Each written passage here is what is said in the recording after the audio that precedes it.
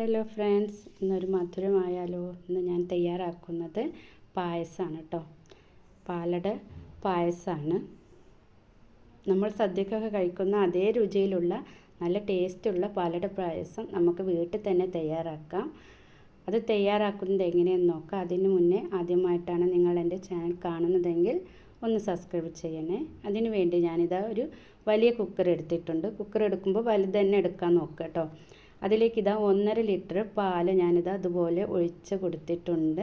ഇനി അതൊന്ന് തിളപ്പിക്കുക കേട്ടോ. അതിന് ശേഷം ലോ ഫ്ലെയിമിലിട്ടിട്ട് നമുക്കിതൊരു 45 മിനിറ്റ് ഒന്ന് വേവിച്ചെടുക്കണം.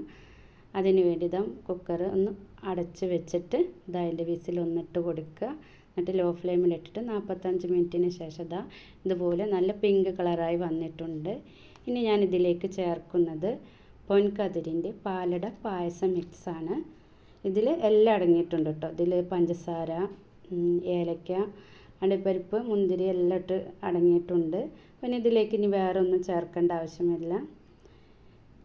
ഇനി ഇതൊന്ന് ഹൈ ഫ്ലെയിമിലിട്ടിട്ട് ഇതാ ഇതുപോലെ ഒരു 4-5 മിനിറ്റ് ഒന്ന് വേവിച്ചെടുക്കുക. ഇപ്പോൾ കണ്ടില്ലേ, പായസം ഒന്നും കൂടി ഒന്ന് കുറുക്കിയെടുക്കണം കേട്ടോ. അപ്പോഴാണ് അതിൻ്റെ ടേസ്റ്റ് കിട്ടുക. ഇനി ഇതിലേക്ക് ഇതാ നമ്മൾ പായസം റെഡി ആയിട്ടുണ്ട്. ആ സമയത്ത് ഇതിലേക്ക് 2 ടീസ്പൂൺ നെയ്യ് കൂടി ഒഴിച്ച് കൊടുക്കണം. അപ്പോൾ ഇത്രയേ ഉള്ളൂ. നമുക്ക് നല്ല ടേസ്റ്റിയായ പാലട പായസം നമ്മൾ വീട്ടിൽ തന്നെ തയ്യാറാക്കാം. വളരെ ഈസിയാണ്. അപ്പോൾ ഇതുപോലെ ഉണ്ടാക്കി നോക്കുക. നമ്മൾ സദ്യയിലൊക്കെ കിട്ടുന്ന അതേപോലത്തെ പാലട പായസമാണ് കേട്ടോ.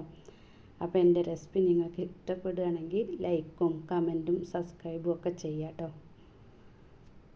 Thank you.